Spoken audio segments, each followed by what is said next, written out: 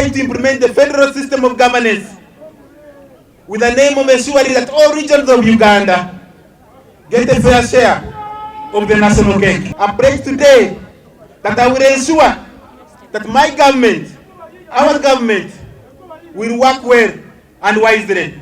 We are faced with an indigestible economic stew, high inflation rate, leaving our Ugandan shilling in a free fall, an all-time high unemployment rate, dilapidated infrastructure, serious corruption scandals.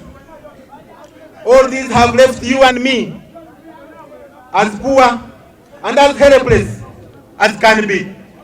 Dear Ugandans, I'm proud to stand here today as an independent candidate with supporters from across the political divide.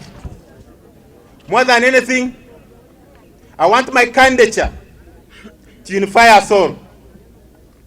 I'm set to walk this journey with every Ugandan, irrespective of their tribe, religion, or political affiliation.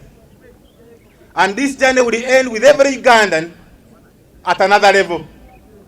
To end with Ugandans getting better education and better health services.